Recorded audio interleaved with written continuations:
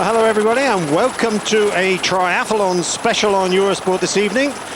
We were hoping to show you 1 hour of highlights of today's World Championships over the long distance at Nice, but unfortunately we've had a few problems, so we've split the program into three. We're going to start off with highlights from last year's event, then we're going to show you this year's long distance European Championships from Yuma in Germany, and finally the final part, well, that'll be today's race at Nice. We've managed to put something together, and I really do hope you enjoy this evening's performance. So this is last year's, this is the first official long distance World Championships. Of course, Nice has been going for many years. It's been very popular with the athletes, and it really does have a classic distance.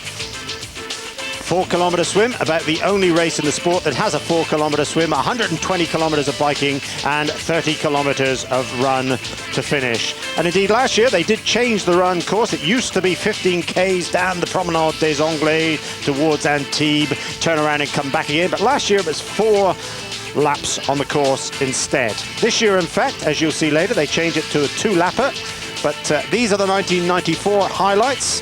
And of course, we're going to start with the 4-kilometer swim.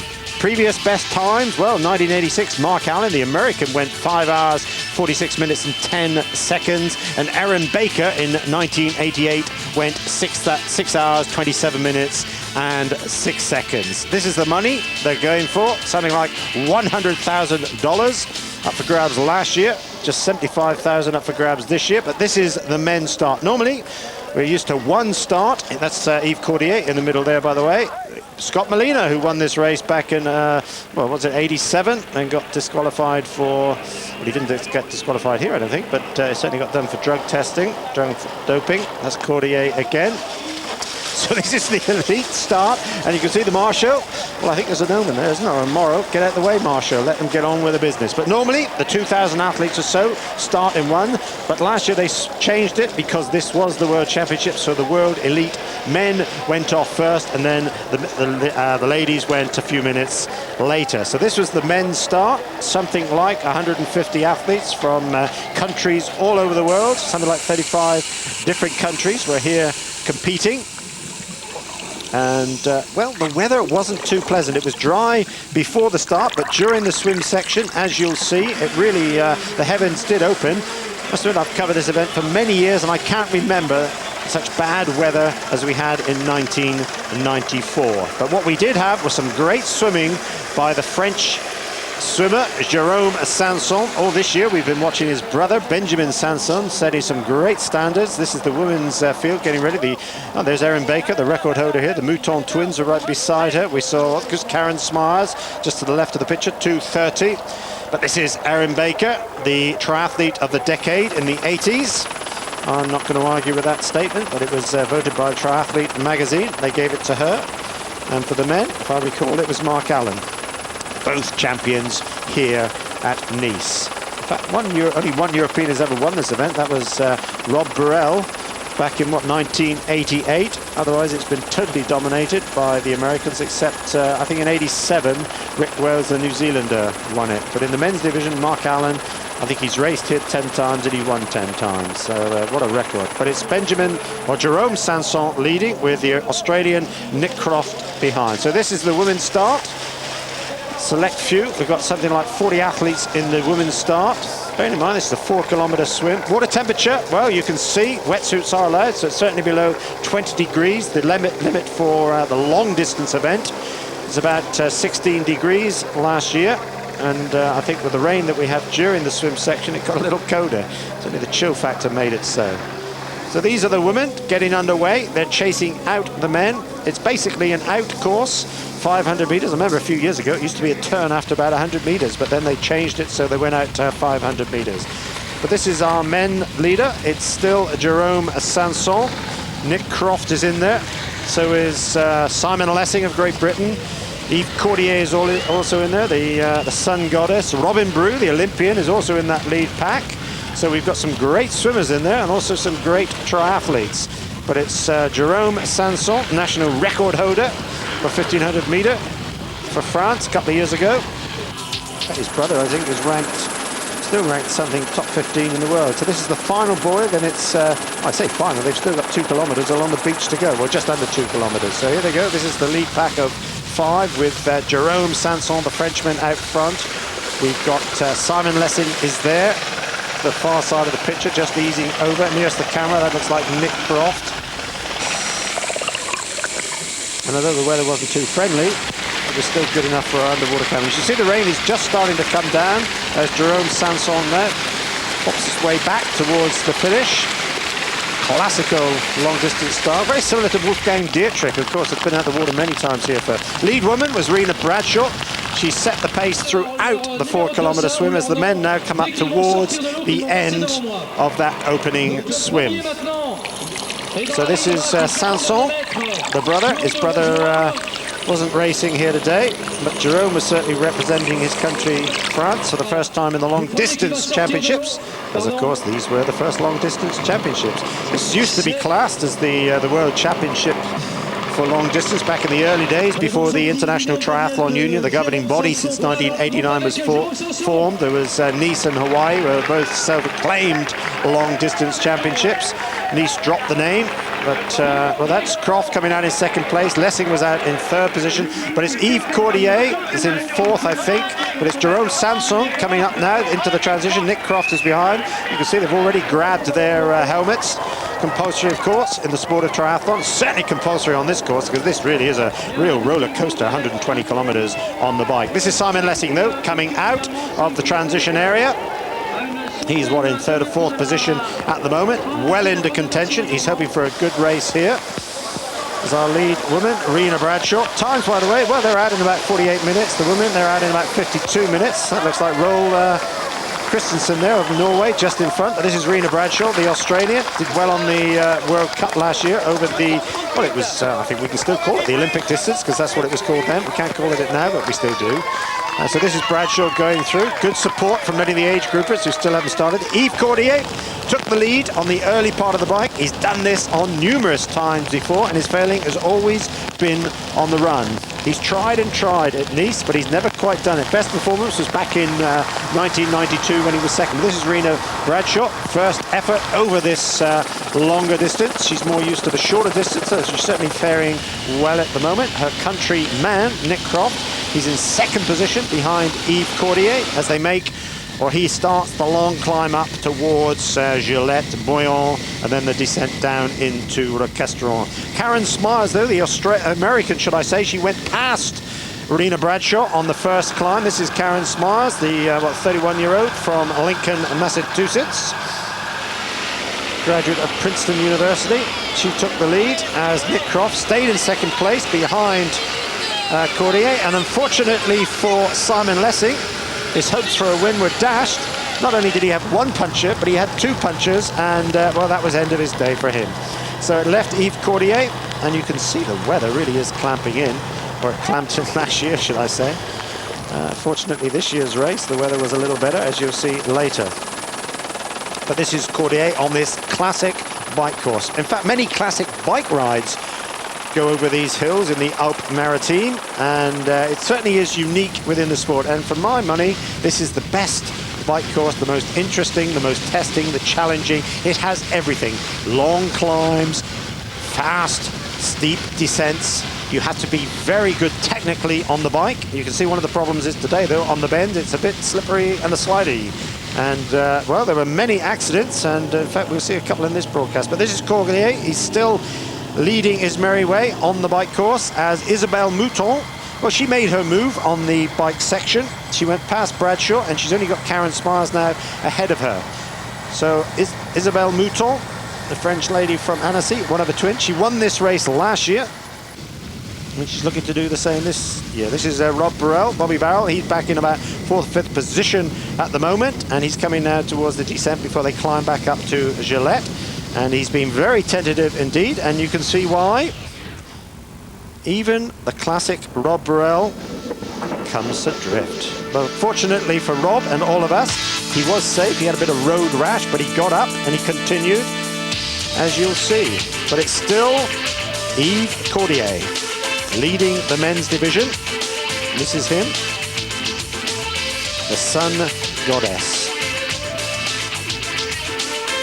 Best position, if I recall, in Ironman was 8th back in 1989, but it was 3rd at Nice in 88 and 91. Champion of Europe in Estoril. I was there. I remember that race well back in 1989. For me, that was a great race for Yves Cordier, and he's never really got back to that form. He really has suffered from injuries. He's got back problems, leg problems. He's had a couple of operations, but not Isabelle Mouton. 1994 was a great year for Isabelle Mouton, and I suppose this was her best race. Karen Smars, well, she still led on the bike, but closely followed by Isabelle Mouton. And one thing Karen doesn't like is the slippery, slidey roads. You can see one of our competitors here has come to grief.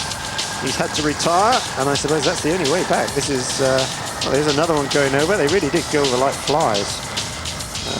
Robin Brew only lasted, what, 2 meters, or 2 kilometers rather, down the Promenade des Anglais before he punctured, and I remember him throwing his bike down in disgust. He did have a great crash, I recall, what, back in 1989 or so. So that was Karen Smars taking it nice and easy, because of course, after the 120 kilometers of biking, they've still got 30 kilometers of run to finish. But this is Yves Cordier, come down past the airport. He's back on the Promenade des Anglais as the waves crash in on the beach. It is normally filled with the sunbathers. Well, the Sun Goddess, he hasn't got the sun today, but Isabelle Mouton, she's certainly doing the business. So this is Mouton. She's taken the lead from Karen Smars towards the latter part of the bike road, right, as Yves Cordier now comes back down the Promenade des Anglais to this huge transition area, something like 2,000 bikes in the transition, and that causes a problem in itself. You see all the cones, that's for the run once they finish. So the marshals are slowing Cordier down because there's a bit of a sharp turn before he turns into the transition. As with normal, the crowds were out in their force last year, out in their thousands to support, especially the local favourite, Yves Cordier. I remember when he moved to Nice, moved from Nice, sorry, to Monaco to race for them, but he still gets great applause in his home city. He really is a hero here, and they would love dearly for him to win this classic event of Europe. Many years it's been the ultimate European triathlon. So this is Yves Cordier setting off on the final 30-kilometer 4-lap bike ride. Second in Lothar Leder, he made his move towards the end of the bike ride, caught up Robbie Burrell. So after that tumble, the spill of Burrell, he's got up and he's come back in second position with the German Lothar Leder. But it's still Yves Cordier out on the 30-kilometer final run course, as Isabelle Mouton now makes her way back down the Promenade des Anglais, preparing herself for the final run, wearing that lovely, remember this new last year, the French uniform, as the American Karen Smars, she's in second position.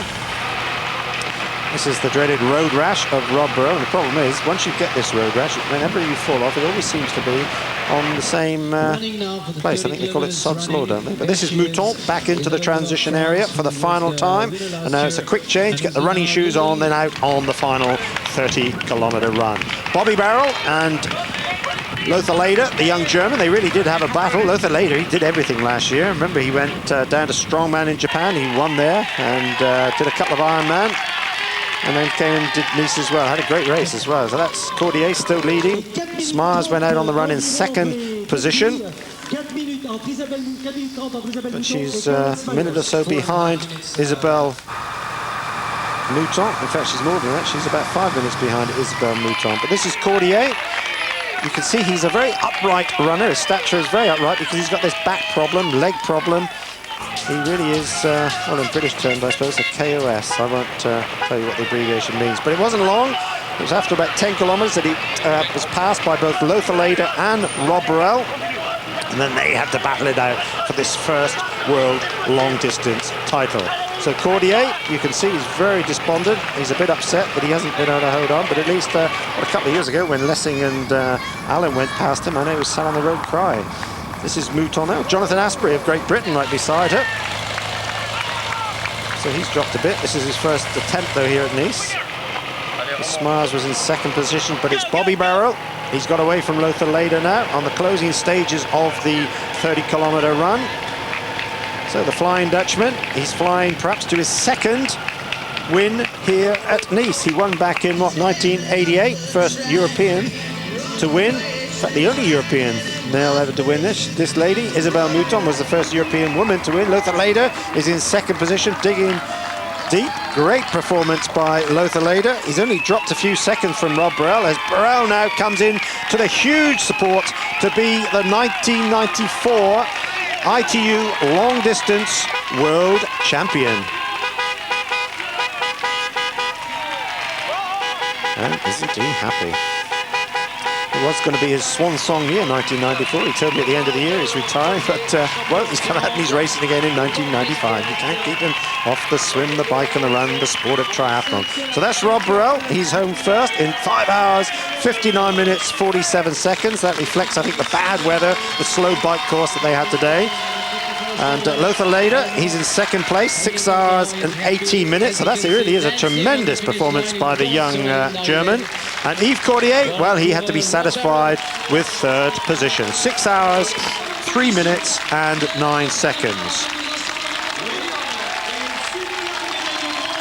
The Germans, well, they took the team gold last year in 1994 and looking to do it again this year in 1995. And for the woman, well, she took the lead towards the latter stages of the bike ride, stayed in front throughout the run, and coming home for the second consecutive year winner of Nice. But this time, she gets a world title. The world long-distance champion for women, Isabelle Mouton from France. 6 hours, 41 minutes and 50 seconds. Great performance by Isabelle Mouton from Annecy.